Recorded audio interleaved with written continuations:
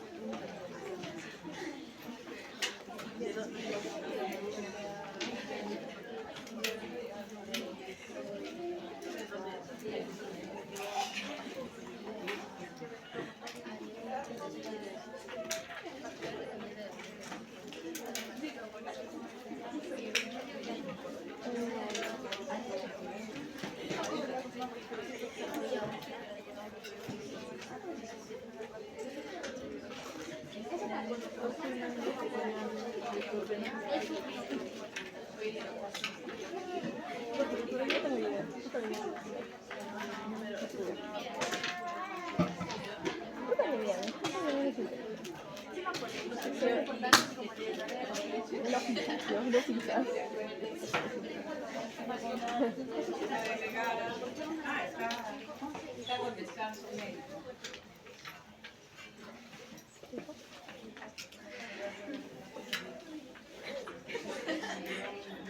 A ver, ¿quién puede ayudar? ¿Quién puede ayudar a pedir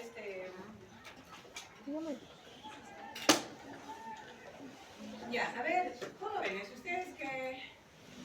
¿Quién puede ayudar? Nadie puede ayudar a... Nadie maneja... Ahora me van a decir que no manejan ustedes. Sí, lo cierro. Voy a cerrar.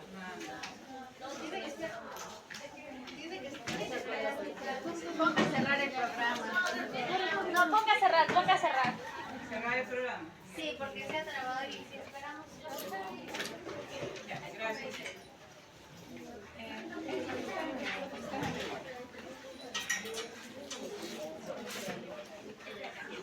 ¿No?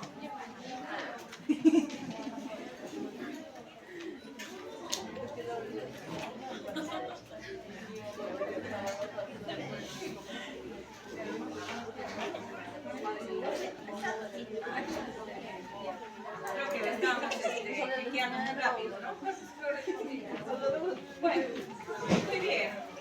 Vamos entonces con el desarrollo de la placenta, ¿no?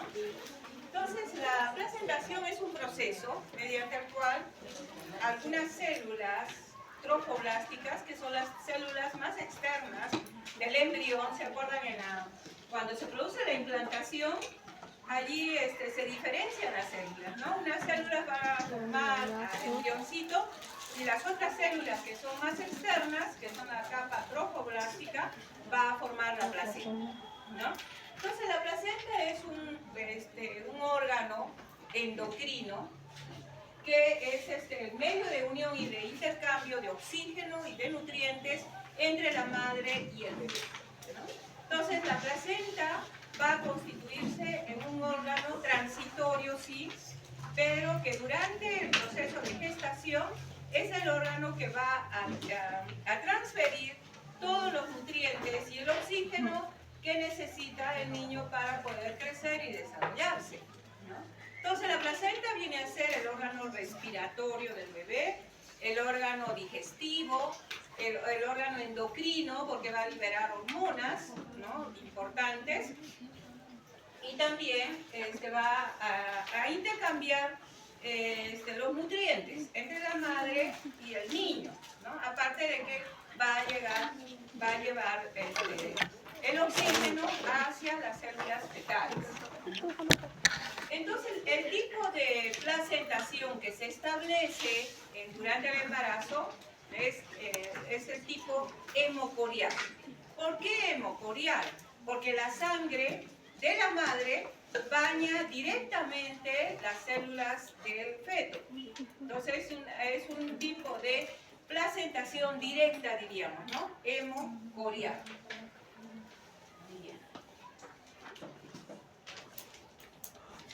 Muy bien, cuando hablamos del desarrollo placentario tenemos dos etapas bien definidas. La etapa prevellositaria, que abarca desde el 6º día hasta el 13º día, ¿no?, del desarrollo. Al 6º día más o menos el bebé se implanta, el embrioncito va a implantarse a nivel del endometrio y entonces a partir de allí va a comenzar diríamos, a formarse la placenta, ¿no? Entonces tenemos dos etapas muy bien delimitadas. La etapa prevellositaria, antes de la formación de las vellosidades coriales, acuérdense, prevellositaria es antes de la formación de las vellosidades coriales.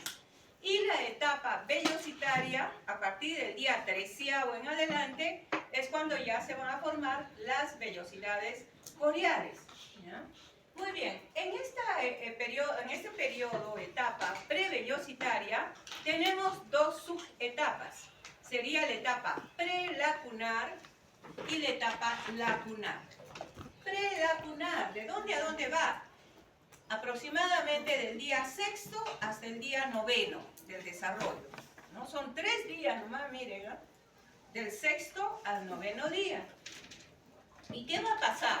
Ese tropoblasto, que era una capa de células externas, se va a dividir en dos, ¿no?, en dos capas. Una es el citotrofoblasto y otra es el sinciciotropoblasto. Entonces vamos a ver si vamos a ver dibujando, ¿no? Este es diríamos, un embrioncito, ¿no? Vamos a dibujar sus capas, ¿no? Entonces, miren, en el periodo prevellositario, que va entre el 6º y el 9º día, este tropoblasto, que es la capa más externa, ¿no?, tropoblasto, se va a dividir en dos. Uno se llama sinciciotropoblasto, que es la capa citotropoblasto, que es la capa más interna, que tiene células bien delimitadas. Puede ser una doble capa de células, ¿no?, pero que se diferencian bien, ¿no? Entonces, esta parte se va a llamar citotropoblasto. Y la capa más externa, que tiene poder de digitación, ¿no?, así como si fueran unas manitos, se va a llamar sinciciotropoblasto. Sinciciotropoblasto. ¿Cuál es el que tiene más poder de digitación y de expansión? El sinciciotropoblasto, ¿no? Muy bien. Y es en el sinciciotropoblasto que se va a comenzar a producir una hormona muy importante en el embarazo, que es la hormona del embarazo, ¿no? Se denomina gonadotropina coriónica, o HCG. O sea, en el sinciciotropoblasto. En la capa más externa es que se va a comenzar a producir la HCG, que es la firma del embrión, ¿no? El embrioncito comienza a producir esta hormona, que es la que va a proteger también la gestación. Entonces, esto se pasa entre el 6º y el 9º día, ¿no? El sinciciotropoblasto también se llama tropoblasto extravellositario. Tropoblasto extra, porque está fuera, extravellositario. Y en la etapa lacunar, que va desde el día 9º al día 13º del desarrollo, en el sinciciotropoblasto, esta capa externa, comienza a vacuolizarse, le aparecen unas vacuolas llenas de sangre, ¿ya? Entonces le aparecen aquí unas vacuolas, ¿no?, llenas de sangre, ¿no?, que en el futuro ¿no? Va a unirse esas vacuolas al endometrio de la madre, ¿no? El endometrio que está en fase secretora, ¿no? Muy bien, entonces dice que la parte en contacto con el endometrio, o sea, miren, si acá está la capa endometrial, ¿no? Del útero, esta parte del sincicio trofoblasto va a formar la placenta. En el futuro va a ser la placenta, ¿ya? Muy bien. Hacia el día 12º, diríamos, este trofoblasto va, como tiene poder de digitación, va a erosionar los vasos sanguíneos de la madre y entonces se va a instalar, si se quiere, la circulación, ¿no es cierto? Entonces, el sincicio trofoblasto va a erosionar los vasos sanguíneos de la madre, estableciéndose la circulación feto-materna. Eso más o menos, ¿qué día ocurre? El día 12º del desarrollo. Ahora, si estos cambios no son adecuados, o sea, no, digamos, este sincicio trofoblasto es muy pequeño, no llega a erosionar bien la capa o los vasos sanguíneos maternos, entonces se pueden producir complicaciones como la preeclampsia, por ejemplo, ¿no? Que es una de las enfermedades que afectan en un buen porcentaje a las madres. Pero a veces desde el inicio de la formación, cuando se está formando la placenta, ¿no? Hay intercambios que son, de repente no están bien establecidos, o de repente el trofoblasto no llega a desarrollarse en forma adecuada, entonces se produce un deficiente intercambio entre la madre y el niño, ¿no? Produciéndose enfermedades o complicaciones como la preeclampsia. Estos cambios limitan, por supuesto, estos cambios cuando son deficientes van a limitar el intercambio feto-materno. Muy bien, y ahí lo tenemos, miren. Acá, esta es la parte sería del citotrofoblasto y este sería el sincicio trofoblasto. ¿En qué etapa está? ¿En qué etapa? Miren, acá le ha aparecido unas lagunitas. Una etapa lagunar. O sea, estaría todavía está en la, digamos, en el periodo prevellositario. Más o menos el 7º día hasta el 9º día, ¿no? Hasta el 9º día. Muy bien, miren esta, entonces, ¿dónde estaría el embrioncito? ¿Dónde lo ven? Al embrión, acá, ¿no? Miren, la parte central. Ahí estaría, y como estamos entre el 7º y el 9º día, todavía este embrioncito es un disco bilaminar, o sea, tiene un hipoblasto y un epiblasto, ¿no? ¿Qué sería esta parte de aquí? Que se ha llenado de líquido, ¿no? ¿Qué se llama esa parte? La cavidad amniótica. Y esta parte de acá, el saco vitelino, ¿no? El saco vitelino, que después esta parte, miren, se va a ir uniendo, el saco vitelino, a formar, diríamos, el cordón umbilical, ¿no? Entonces ese es, del saco vitelino, de la parte, diríamos, proximal del saco vitelino, se va a ir formando el cordón umbilical.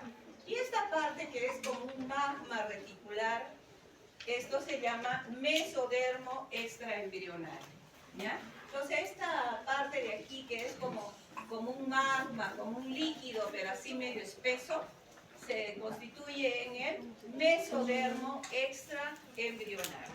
Y aquí miren, tenemos el sincicio trofoblasto con sus lagunas que le han salido. O sea, está en la etapa lagunar, ¿no? Que va desde el 7º al 9º día. ¿No es cierto? Muy bien.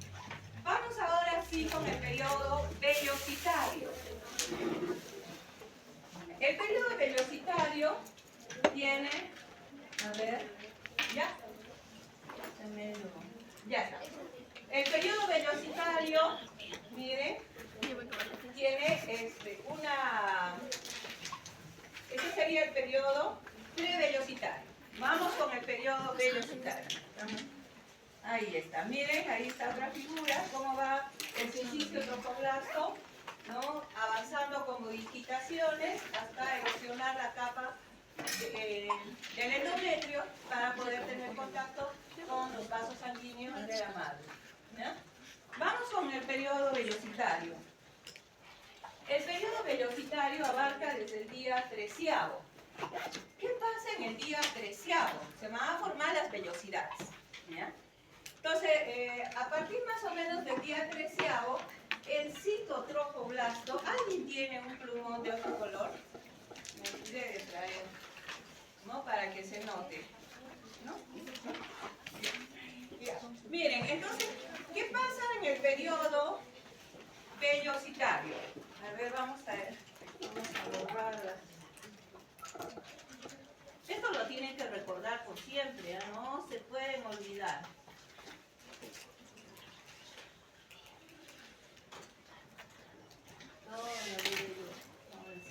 ¿Tienen un papelito? Ahí está, excelente, gracias. Sí. Un papelito para borrar las letras.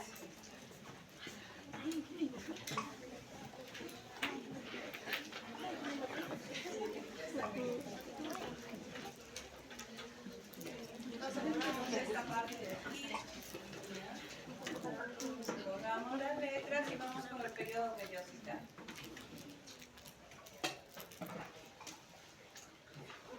Entonces le vamos a hacer como manitos, así, al ejercicio trofoblasto.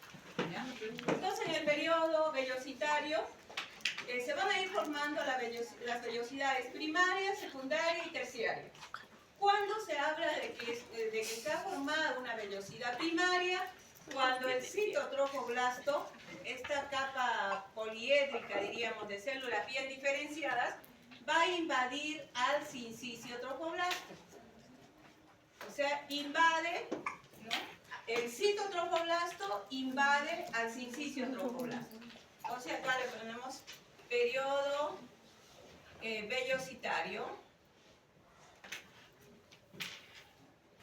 Vellosidad primaria, el citotrofoblasto invade al sincicio trofoblasto.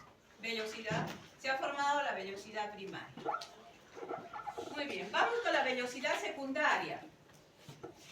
A ver, lo vamos a dibujar al embrioncito, de repente, así como un disco bilaminar. Acá está. Ya está. Acá está el pedículo de fijación que va a ir formándose el cordón umbilical. Este sería el saco vitelino. Acá está su cavidad amniótica y el saco vitelino. Bueno, no soy buena dibujante, pero este es el embrión, ¿no? Este es el embrioncito. Y esta parte de acá sería, ¿se acuerdan? El mesodermo extraembrionario. Entonces, ¿qué va a pasar cuando se forma la vellosidad secundaria? Este mesodermo, que es un magma reticular todavía, ¿no? Va a invadir al citotrofoblasto y al sincicio trofoblasto. O sea, sí, va a invadir prácticamente la vellosidad primaria. Entonces, el mesodermo extraembrionario invade al citotrofoblasto y al sincicio trofoblasto. Y se va a formar la vellosidad de tipo secundaria. Vellosidad secundaria, entonces, el mesodermo extraembrionario invade la vellosidad primaria, ¿no? Invade la vellosidad primaria. Muy bien. Entonces sería una vellosidad secundaria, de tipo secundario. Ahora, ¿cuándo sería una vellosidad de tipo terciario? Cuando a esta velocidad, cuando a esta digitación le comienza a aparecer vasos sanguíneos, o sea, se produce la angiogénesis. Entonces le aparece aquí vasos sanguíneos, ¿no? Vasos sanguíneos que después van a tomar contacto con el, diríamos, con el endometrio de la madre, ¿no es cierto? Entonces, una vellosidad secundaria, perdón, terciaria, vellosidad terciaria, cuando se produce la angiogénesis. Se produce la angiogénesis. ¿Qué es la angiogénesis? Es la formación de los vasos sanguíneos, ¿ya? Yo lo he hecho a un costadito para que ustedes lo vean, pero esto más que todo se va a formar por acá, o sea, en contacto con el endometrio, ¿no? Esta parte que tiene contacto casi con el endometrio, ¿no? Ahí es donde se va a ir formando las digitaciones. Entonces, cuando se forma una vellosidad primaria, ¿cuándo? Cuando el citotrofoblasto invade al sincicio trofoblasto. Una vellosidad secundaria se forma cuando el mesodermo extraembrionario invade a la vellosidad primaria, o sea, invade al citotrofoblasto y al sincicio trofoblasto. Y una vellosidad se vuelve terciaria cuando se produce la angiogénesis, que sería la producción o la creación de los vasos sanguíneos. O sea, a esa vellosidad le aparecen vasos sanguíneos en su interior, ¿ya? Muy bien, entonces, ya, y eso aparece más o menos después del día 13º. Una vellosidad secundaria más o menos se va a formar a partir de 17 a 20 días, ¿ya? Y una vellosidad terciaria ya cuando la paciente está ya más de 5 semanas, ¿no es cierto? A ver, ¿cuánto es 5 semanas? 5 por 4, 20. Más allá de los 20 días, ¿no? 20, 24, 27 días, ¿no? Porque está entre las 5 y la sexta semana, ¿no? Miren, ya ahí lo tenemos. Miren, esto sería ¿qué sería esta parte? Miren, ya de costadito, ¿no? El embrioncito, acá tenemos el embrión, la cavidad amniótica, el saco vitelino, y este magma reticular sería el mesodermo extraembrionario. Miren acá, el mesodermo extraembrionario ha penetrado al citotrofoblasto y al sincicio trofoblasto. Y ya le han aparecido, ¿no?, vasos sanguíneos. O sea, ya este tipo de vellosidades es de tipo terciario, ¿no? Vellosidades terciarias. Y ahí las tenemos, miren, desde otro punto de vista. Una vellosidad primaria, solamente está invadida esa vellosidad por el citotrofoblasto. Pero una vellosidad pasa a ser secundaria cuando el mesodermo ha invadido la vellosidad de tipo primario, ¿no? ¿Y cuándo se establece la circulación fetoplacentaria? Es muy variable, pero a partir del día 14º, en que se forman las vellosidades coriales, esas digitaciones, ¿no? Va a ir, se quiere, esas vellosidades van a ir también erosionando los vasos sanguíneos de la madre, ¿no? Y se van a conectar estos vasos entre la 5ª y la 6ª semana del desarrollo, ¿no? O sea, los vasos sanguíneos fetales o de la placenta van a tomar contacto con los de la madre entre el 5º y la 6ª semana. ¿Cuándo comienza a latir el corazoncito del embrión? ¿Se acuerdan? ¿Qué día más o menos? Entre los 18. ¿Ah? 18 a 25. 18 a 25 días, ¿no es cierto? Muy bien, 18 a 25 días. O sea que cuando el corazoncito del bebé comienza a latir, se establece la circulación feto-placentaria. Ahora, entre la decidua, ¿no?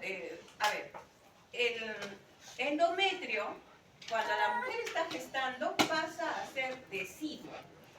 O sea, el endometrio gestacional se denomina decidua. Entonces, la decidua y el trofoblasto se forman, ¿no?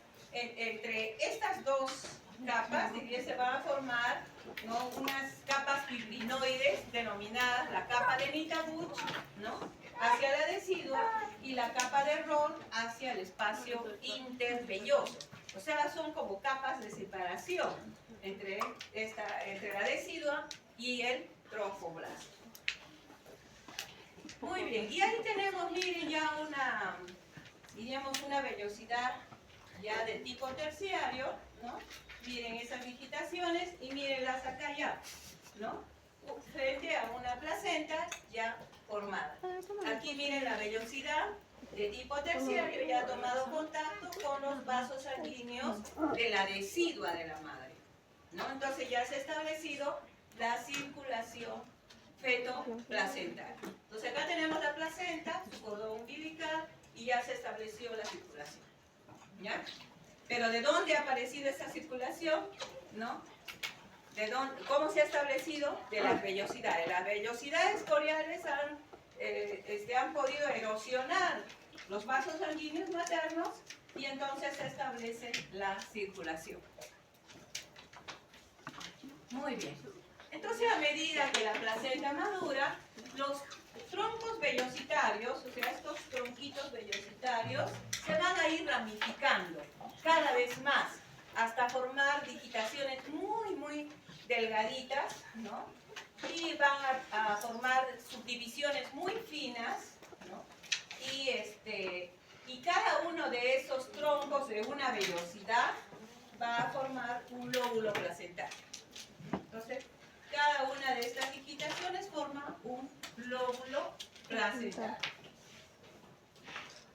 O también denominado cotiledones, ¿no? Todos ya creo que han visto una placenta en vivo y en directo, ¿no es cierto? Entonces han visto cómo son los lóbulos. Algunos están bien delimitados, otros no están muy bien delimitados, pero cada cotiledón o lóbulo placentario está irrigado por una arteria y una vena. Si ustedes levantan el óvulo, o sea, lo levantan un poquito, van a ver que en su interior hay ramificaciones, ¿no? Y cantidad de ramificaciones, que son prácticamente las vellosidades, ¿no? En el fondo están las vellosidades bien ramificadas, ¿no? Con sus arterias y sus venas. ¿Cuántos cotiledones más o menos tiene una placenta? Entre 15 y 20. Entre 15 y 20, 22 creo. A ver, ¿cuántas más o menos? Entre 15 y 20. 15 A ver, y 20. ¿sí? 15 a 20, muy bien. Entre 15 a 20 o 22. 15 a 20, algunas placentas tienen más cotiledones, ¿no? Pueden llegar hasta 35, 38 cotiledones. Entonces, entre 20 y 38 cotiledones. Miren, y ahí tenemos una placenta del tercer trimestre, madura ya, con sus vellosidades de tipo terciario, y miren cómo ha ido erosionando la capa de la decidua y ha tomado contacto con los vasos sanguíneos maternos. ¿Sí? Muy bien. Ahora, vayamos a ver si la placenta mantiene una integridad completa. O sea, la placenta es una verdadera barrera para que los microorganismos, las sustancias, todas las sustancias, diríamos, químicas, los antibióticos, los llega a bloquear. ¿La placenta tiene una integridad absoluta? No. ¿No es cierto? La placenta es una barrera, pero no tiene una integridad absoluta para proteger a ese niño de repente de sustancias sustancias químicas agresivas o de repente de microorganismos que pueden atravesar la placenta y llegar a infectar al feto.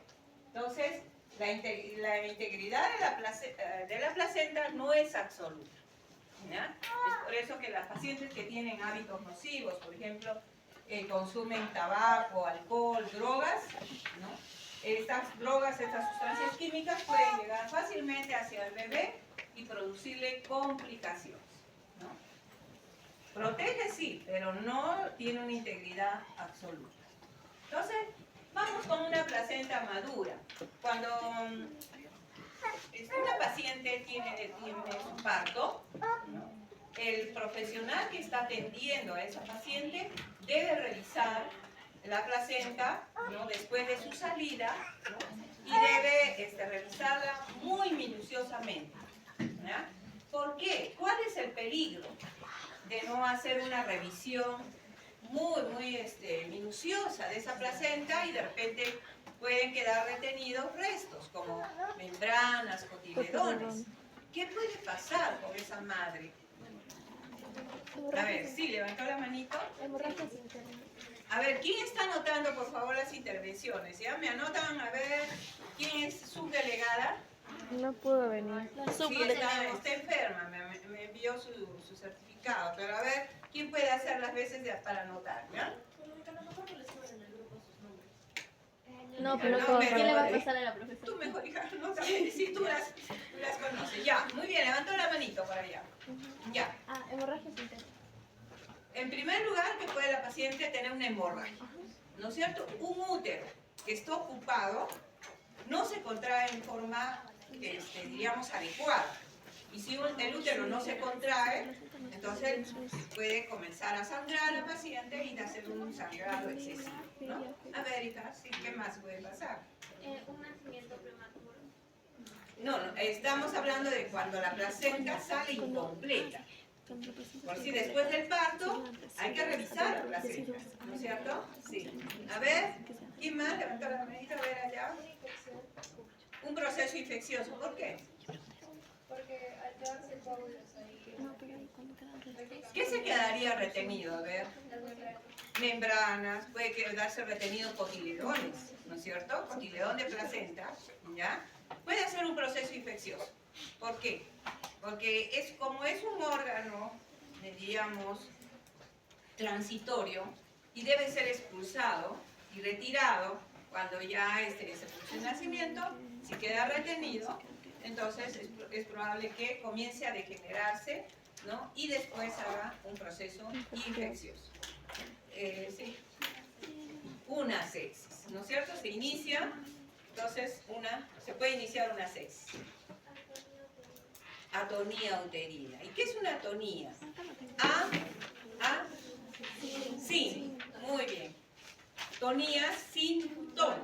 ¿No? Entonces el útero no se contrae, es como un trapito. Entonces el útero comienza a sangrar. Y hipotonía, ¿qué es hipo?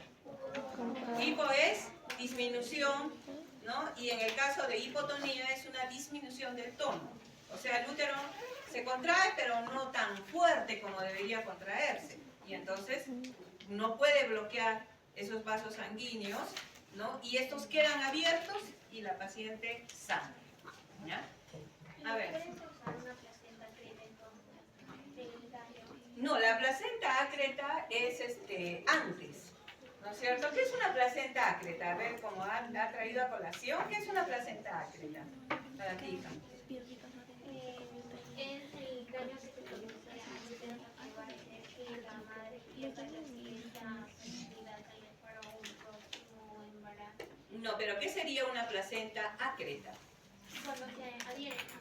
Ya, se adquiere, ese es el principio, ¿no es cierto? Hay una adherencia anormal de la placenta, de repente a la caduca, incluso a veces puede llegar hasta el mismo músculo del útero, ¿no es cierto?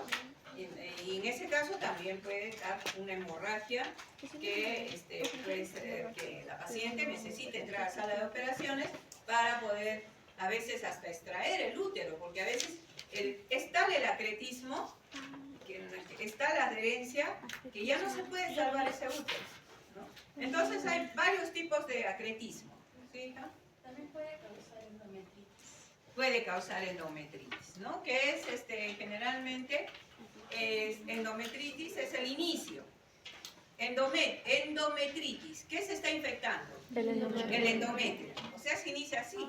Se infecta primero el endometrio, luego pasa a la cavidad pélvica, se produce una pelviperitonitis y luego una sepsis, porque se disemina la infección a todo el organismo, ¿ya? En el caso de acretismo, a ver, También puede ser la subinvolución uterina.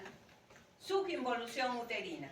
Y cuando hablamos de subinvolución uterina estamos hablando de una hipotonía o también una atonía.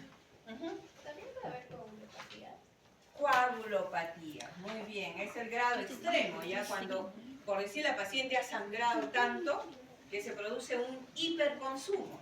Eso se llama hiperconsumo. O sea, ya se ha producido una hemorragia tal que se han consumido todos los factores de coagulación. El organismo, como saben, cuando se produce una hemorragia comienza a liberar fibrinógeno, tromboplastina para tratar de bloquear la hemorragia. Pero como a veces la hemorragia es tal que no llega a bloquear y entonces se consumen todos los factores de coagulación y se produce una coagulopatía. O sea, ya el organismo no tiene con qué producir, diríamos, coágulos o con qué detener el sangrado. Entonces se produce un problema bastante grave, gravísimo, que pone en riesgo la vida de la madre, ¿no? Si ya no tiene factores de coagulación, imagínense, ya no vamos a poder detener a veces la hemorragia. Y lo que le ponga a la paciente, a veces se le pone sangre, todo eso, la paciente igualito comienza a eliminar, ¿no? La hemorragia se hace incoercible, no se le puede detener, ¿no? Entonces, cuando uno atiende a una paciente de parto, por ejemplo, ¿no? Estamos justo conversando acerca de cómo es un alumbramiento. El alumbramiento reviste gran importancia porque pone en riesgo la vida de la madre. Porque si no revisamos bien la placenta y queda retenido restos, entonces la paciente puede presentar un sangrado, ¿no? Que si no es atendido a tiempo, o sea, la celeridad está diríamos, en salvar a una paciente, ¿no? A veces el sangrado es tal como si fuera un caño abierto, ¿ya? Entonces el sangrado es pero así, a chorro. A ver.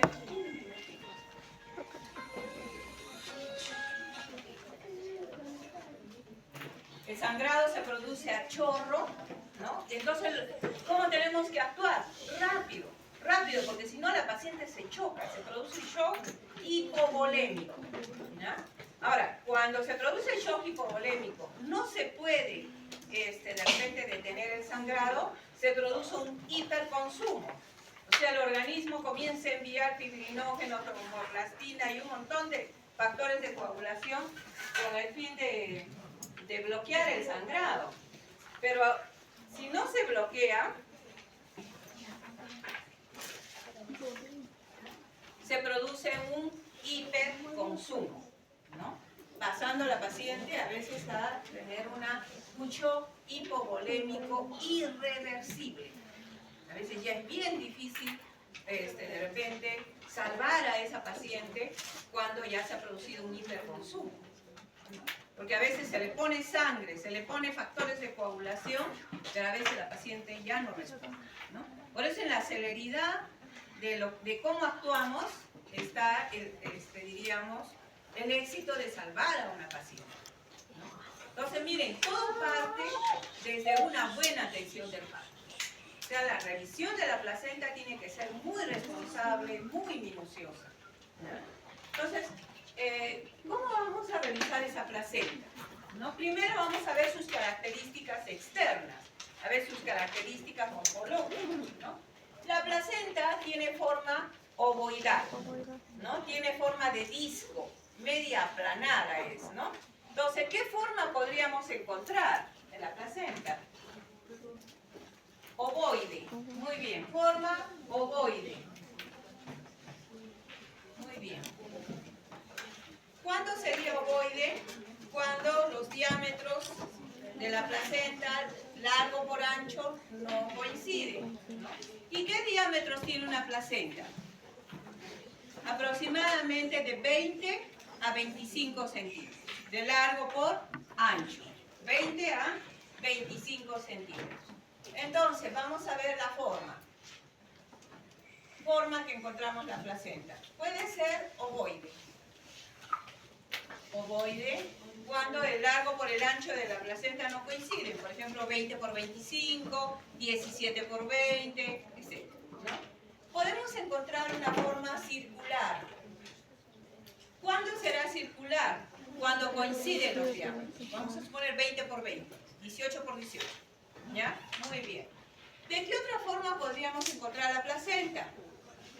Acorazonada o bilobulada. Bilobulada. O sea, como si fuera un corazón, ¿no? Tiene una depresión. A ver, o dos lóbulos.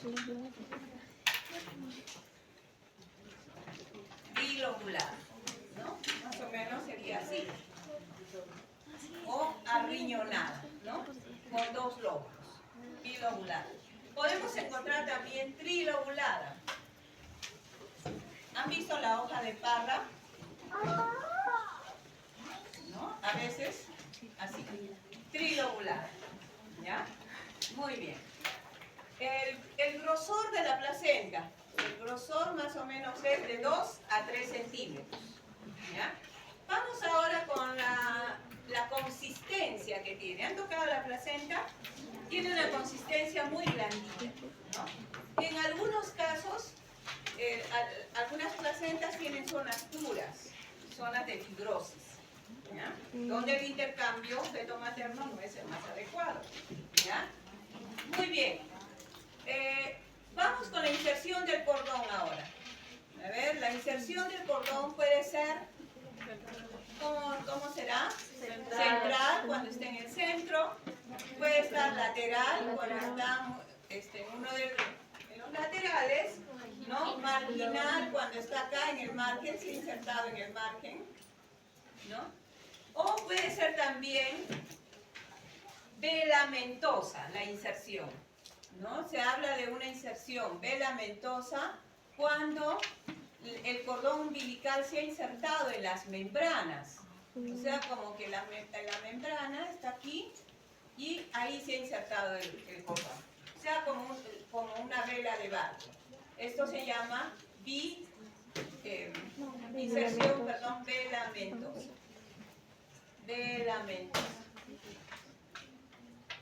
Velamentosa del cordón.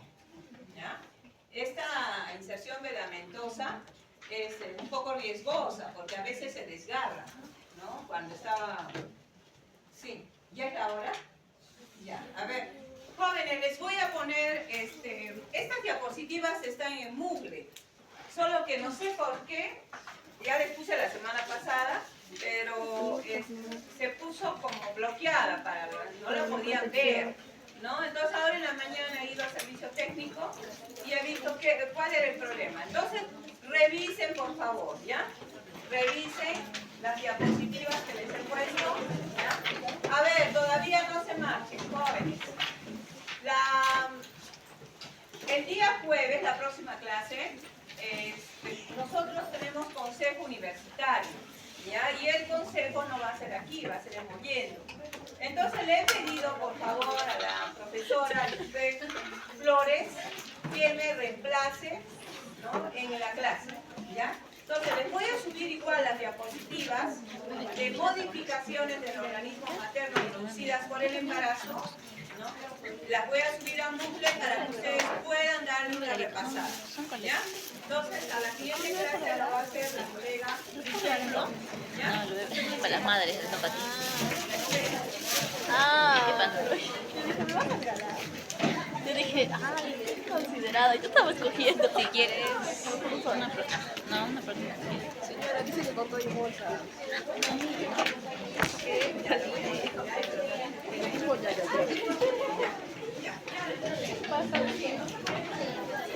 Como no, si me dijo la cara. ¿Ah? Ya estaba.